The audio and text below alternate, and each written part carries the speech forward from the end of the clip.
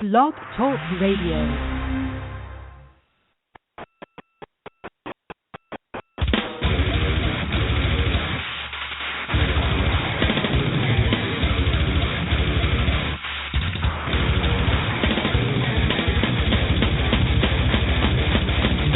You're listening to the Rage Against the Regime podcast.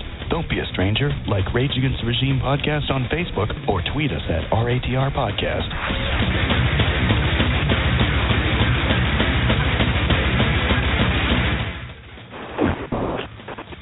Ladies and gentlemen, welcome back to another edition of Rage Against the Regime Radio. And I am your host, Bobby, who's the man. Today, I have a very special guest on. His name is Townsson. He'll be calling in a little while. Townsson is a very, very intelligent, is the word that I want to use, person.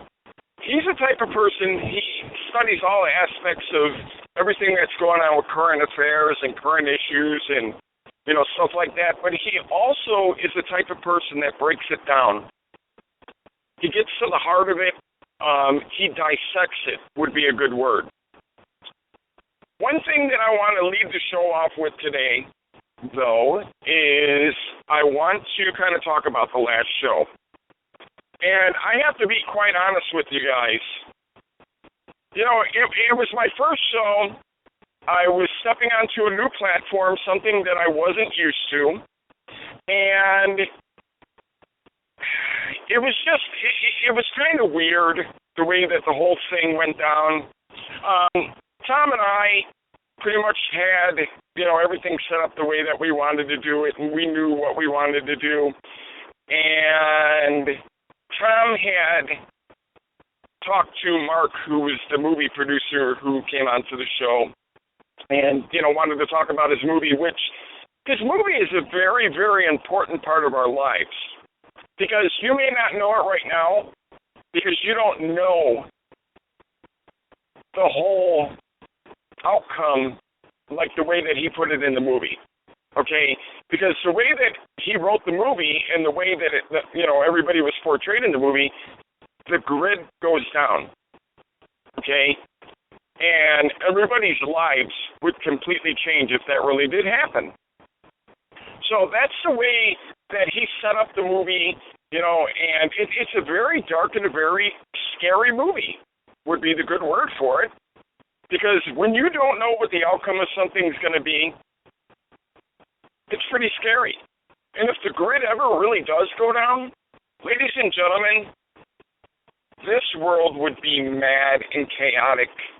And, a good portion of the people that are in the world would probably die. There would be no food, no electricity, cell phones? Yeah, right. Are you kidding me? The stuff that you have right now, you take for granted, okay?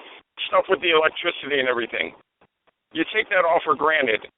Once the power grid goes down, if it were to go down, I'm saying. So, Mark's movie is pretty important when you really think about it because, it's telling you what could happen. Okay? So we brought Mark on, and one thing that I don't like to do, any of you that have followed me in the past and know, how I do my podcasts and everything, I'm not big on the swearing and all that stuff. Okay? I might let them go once in a while. I rate my show in R, because I never know, say, somebody that calls, they might cuss, I may say something, slip of a tongue type thing. It's not really a slip of a tongue. If I'm going to say something, I'm going to say it because I really want it to. But with that being said, when I release the podcast, if I don't have an R rating on something, and, I release it, and it goes public, and then all of a sudden there's swear words and everything else, well, guess what? They're probably, going to remove me from the place that it was released or whatever, so it's taking a chance. So Mark had asked me, hey, can I swear on your show? I kind of opened up a door, I guess you could say, that I probably really didn't want to open. I opened up a door to hell, I guess you could say, because, he kind of went off a little bit, and it's no knock to Mark. I mean, I would tell him exactly, what I'm saying on the show. I would say it to him, to his face, whatever. I'm just saying, from now on, anybody that's calling and stuff like that, I mean, it's okay to let a little one out here and there, but if you're going to come in like a drunken sailor, please, I will shut you down as soon as it starts going crazy, okay? And I have to grab a little bit more control of the show because the last one, like I said, I wasn't really prepared for it, I mean, it could have been better, it could have been different, and it wasn't, So, with that being said, all right, with all that being said, I started getting calls from other people, and I was taking calls and everything, and it started going astray really quick. Okay? So that was a bad thing on my part. So I should have done something a little bit different about it. And then other people that were calling in, they started getting a little bit wild, a little bit crazy, stuff like that. But you know what? It is what it is. Okay? We're beyond that part, and that's that. And for anybody that was listening and kind of felt, that you were in the wrong place at the wrong time, I mean, I understand where you're coming from, and I'm apologizing to you because that is not how I would want my show to go off and be known for. Because I'm the type of person that believes that first impressions are everything. Okay? So, I mean, and I'm really sincere about that. First impressions are everything. So, I hope that you all understand, and, I hope that you will continue to listen. And I hope that you will continue to call in. And I would like to also mention right now that every Monday night from now on, Tom will be on from Bunker Report.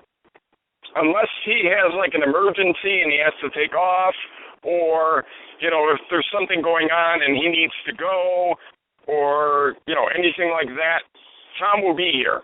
Okay? We've already talked about it. And it seems like, it's not going to be an issue at all. So we should be good with Tom being here every week. So,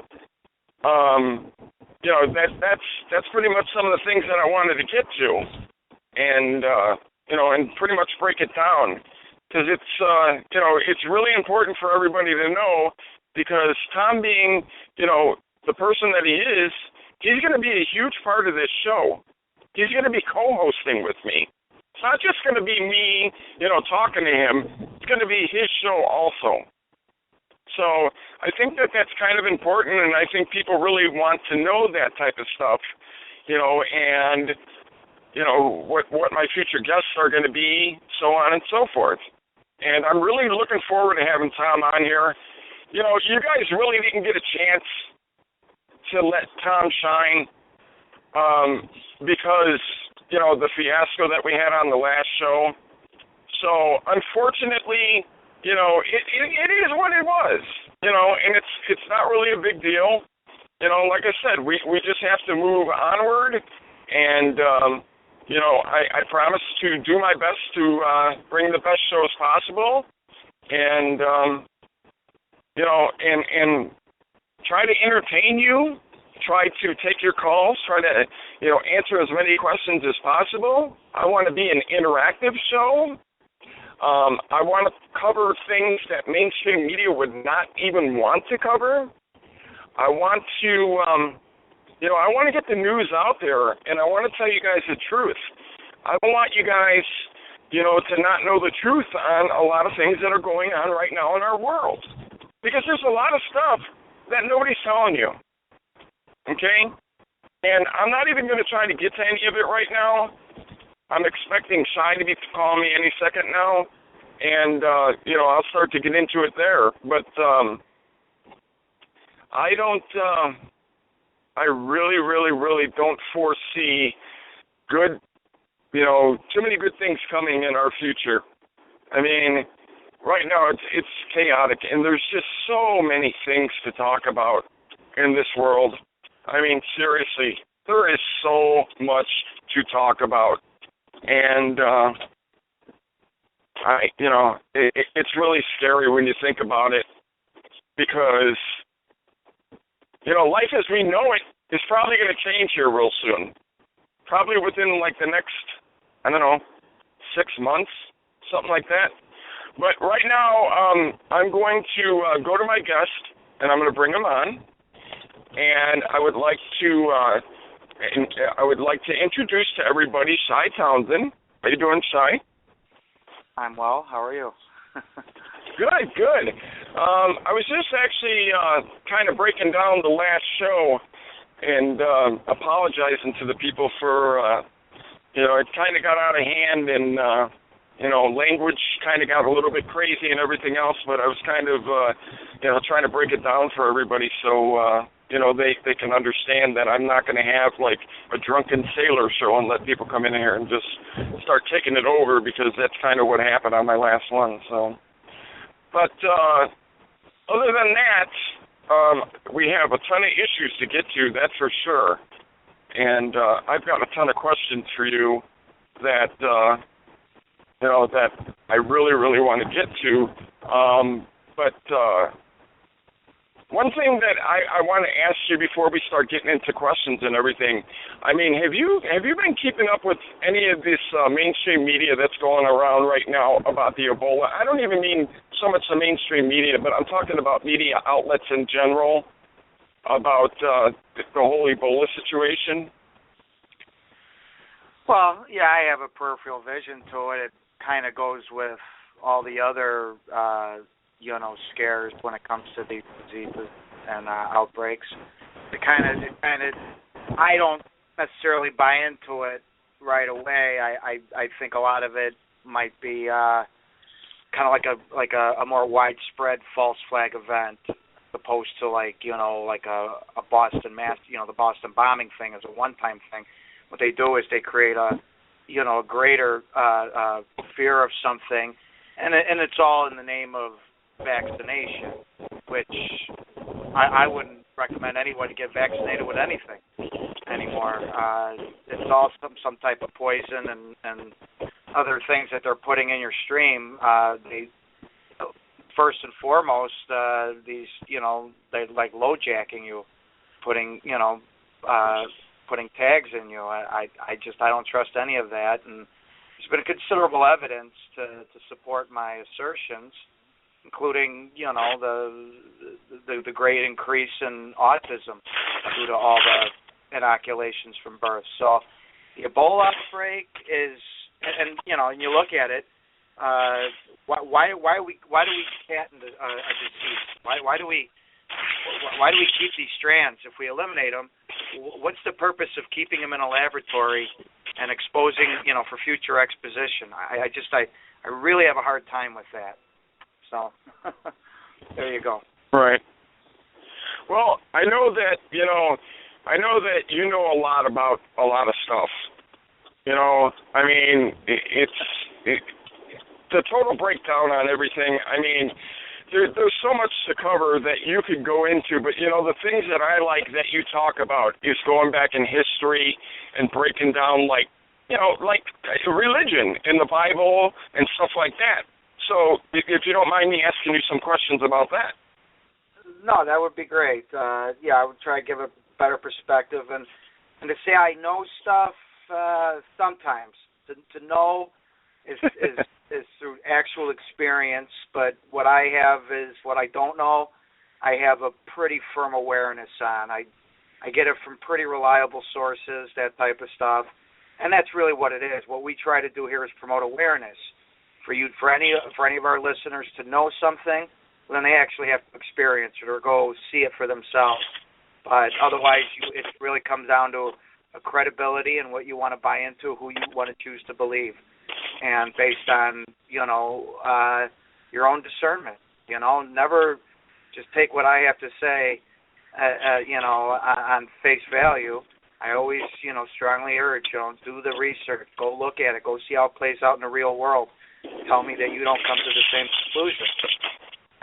But right. Yes, please ask away, and I'll do my best to give you what I'm aware of. Well, before you had come on, I was talking about that, and I pretty much said those same exact words about you.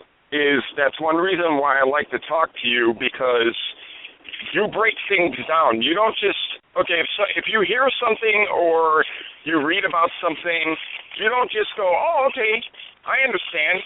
No. You go into it, you break it down, you study it, you try to see, where did this come from? Just pretty much break the whole thing down and look into it. So that's one thing that I really, really enjoy about, the way that you break things down. So, all right, so let's get started then. So, what do you think really happened with Jesus and the religion that was created in his name? Okay. This is a large part of where we're at and what's really behind the New World Order agenda.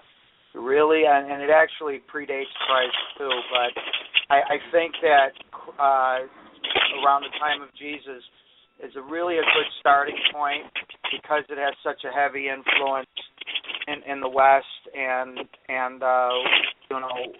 what people buy into today.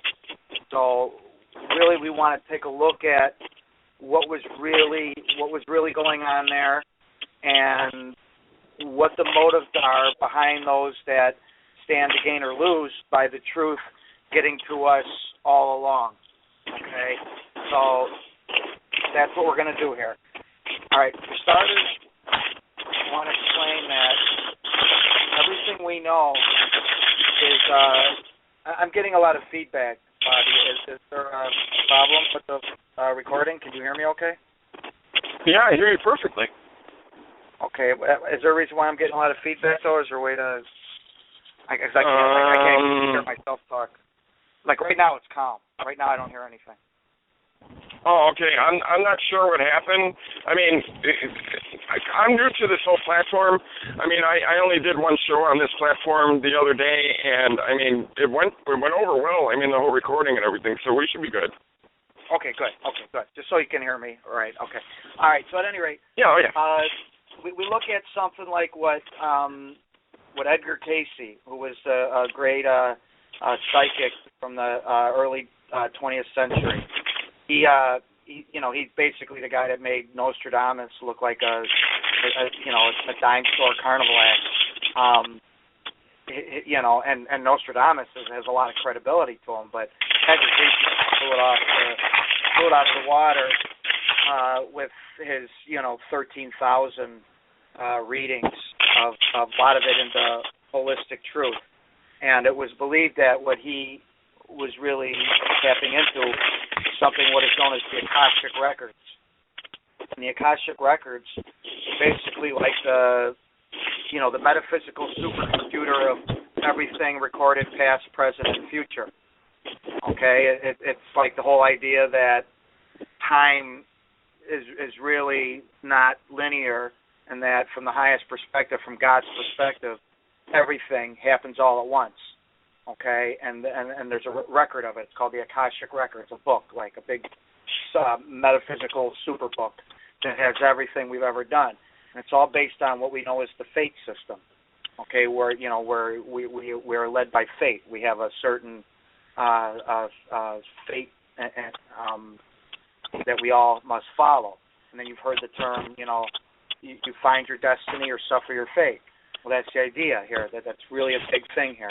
The idea is to realize our destinies, realize what we're truly meant to become, instead of suffering the fate that most of the world religions and leaders would have us suffer. So this is what Jesus is really about. Okay, so if you understand that this faith system, this Akashic record, is basically the way the world is run now.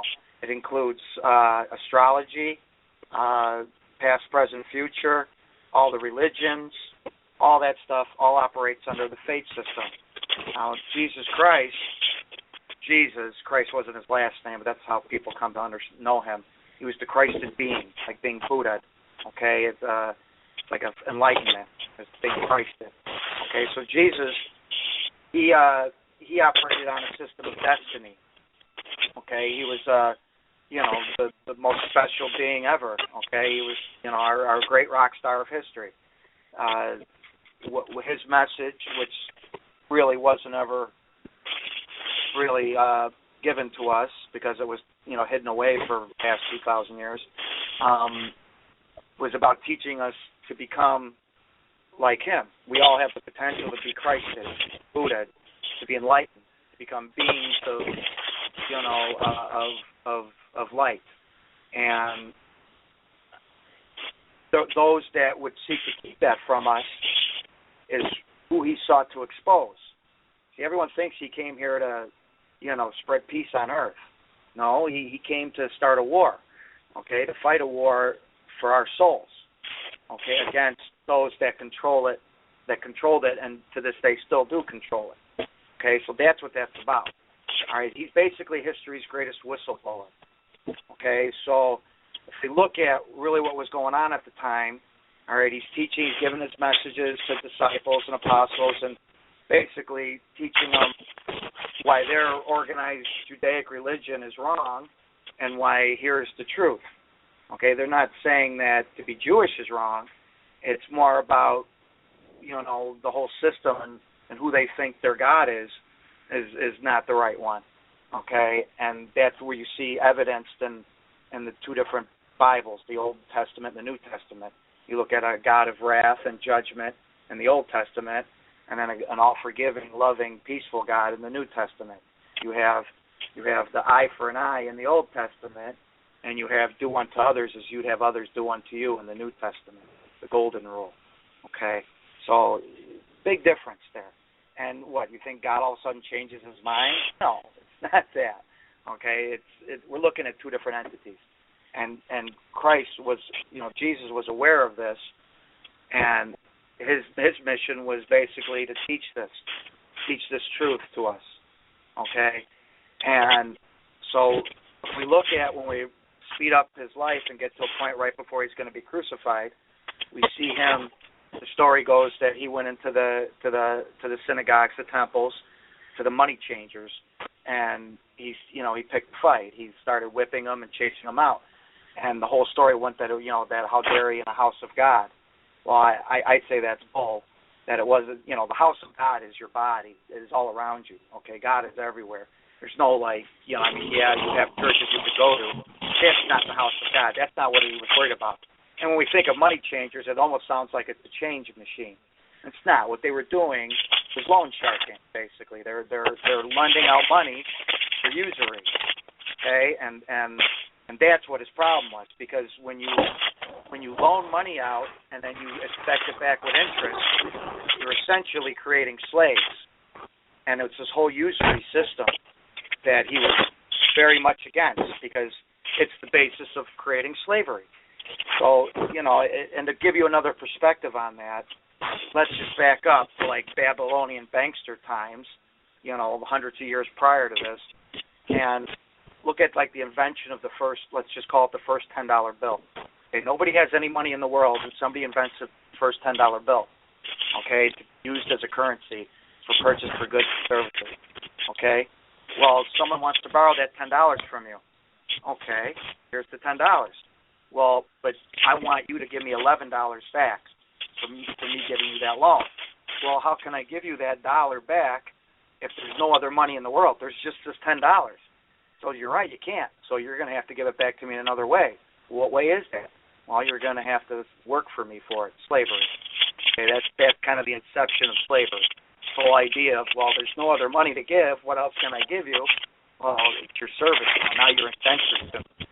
And that's where we get to today with the whole the whole world is enslaved, basically based on the banking system of usury, of interest rates. I mean, our whole country is indebted to the Federal Reserve, and this is all by design. This is not by accident.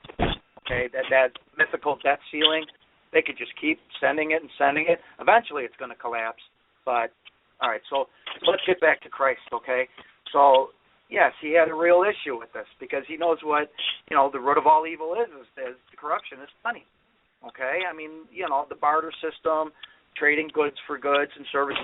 I think that's all right to do. That's how we get along. That's what society's about.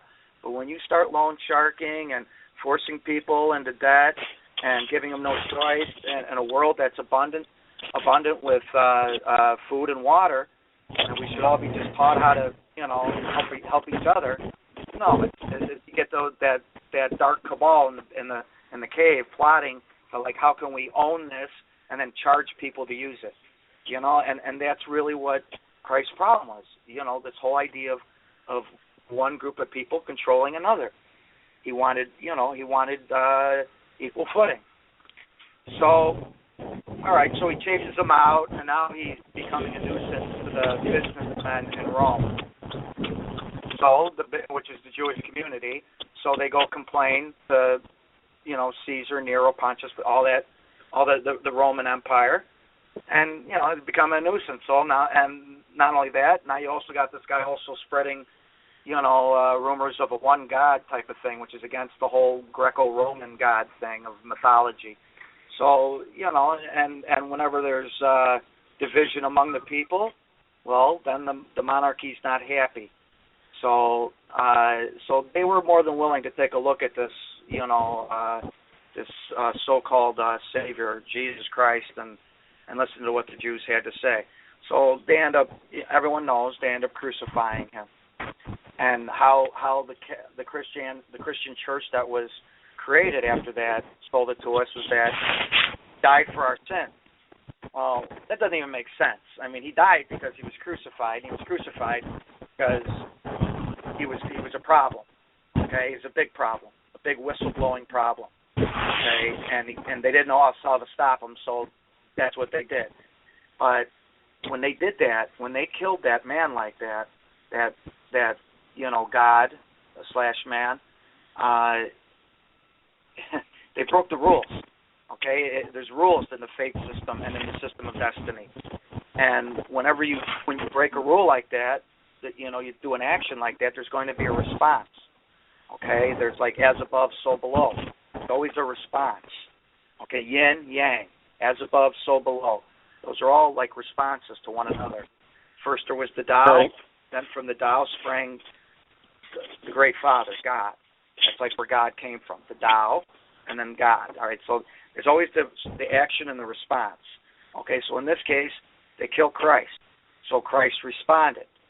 And what he did, all right, now this is another thing that we need to back up a little bit here on. We are metaphysically makeup. We are a microcosm of the universe. And since there's bad in the universe, good in the universe, and it mixed or in between, we have all that influence within us. We have good influence within us, bad influence, and it mixed. Okay? And they're like fractals within us. And our job here on Earth is basically to all chemically change ourselves, to all become enlightened beings, to lose our lower self, and to enact the right fractals and grow, birth the right presence, and grow to get to a point where we get out of this wheel of reincarnation and get to the real heaven. Okay, so now I know. All right, so prior to Christ, we only had, not a very good chance of getting into the real heaven. What we would get into is like that false heaven where you get your life played in front of you like a big screen. Say, okay, you did that right here, you did that good here. Hey, here's all your relatives, everything's great. Okay, now back into reincarnation. Now back into your next lifetime here on Earth.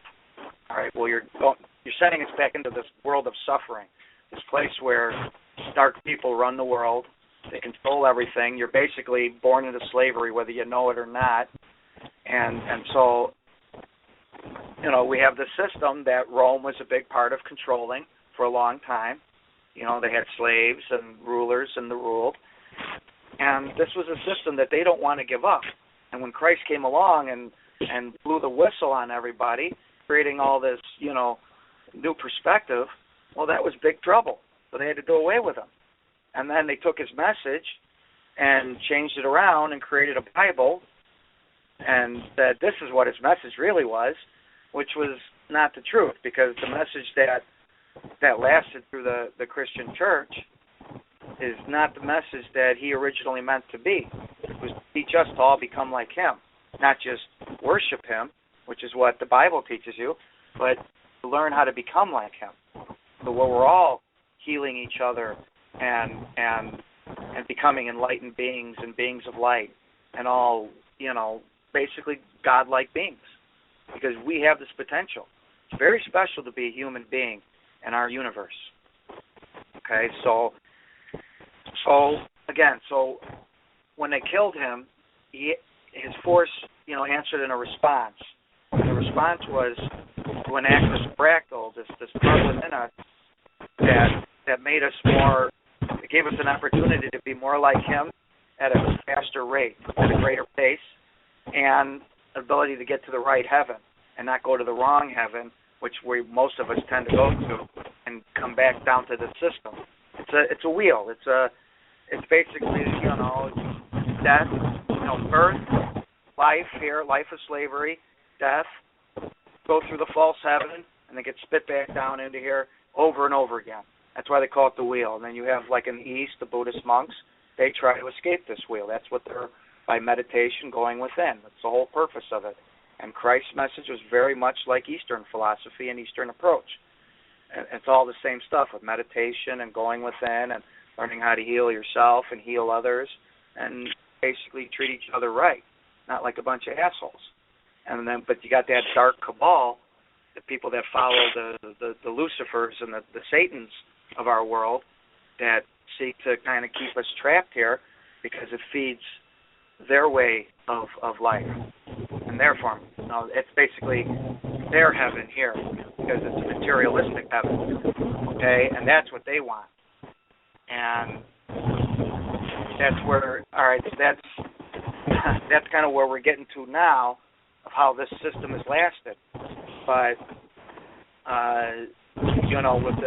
with the new birth of new consciousness and the turn of the 2012 thing, we're starting to wake up, and we're getting help with the internet and with radio stations like this, as people are all waking up and starting to really question their governments and their banks and their religions and their neighbors next door, really for the first time in their entire lives. So that, in a nutshell, is what Christ was really about. Obviously, there's a lot more to it when we bring in, what the Bible, creating the religions and the Bible and what influences the bad leaders of today that are behind it. But let's see what the next question is here for me first. Well, that's kind of funny because I was just going to ask you about the Bible. Because I was going to ask you, well, why do you think that the Bible was created?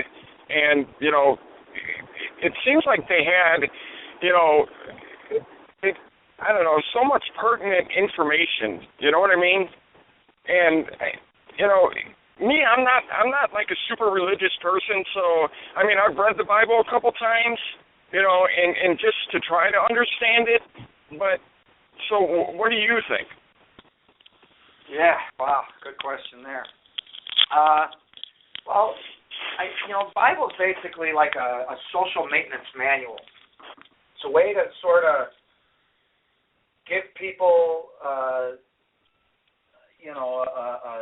a manual that teaches them just how to get along, while at the same time not really learning about anything beyond basic stuff. The basic stuff, 10 Commandments. Well, thou shalt not kill. Well, duh, But as long as we think, we'd be nice to each other and try not to kill each other, well, we've done our job and just go to confession. No, it's much more profound than that, deeper than that. But let's just take a look at, what was going on here with the Bible. So around what would be around 330 A.D., we had what was known as the Council of Nicaea. Basically, all the archbishops of Europe getting together and putting together, the Bible that was for Constantine, the Roman emperor at the time, who claims to have some prophetic dream and was told that Christianity was the way. I personally think that he just got smart and knew that, a unified religion will help keep the people together and easier to control. Because prior to, them unifying the church like that under the Roman Empire, you had a lot of,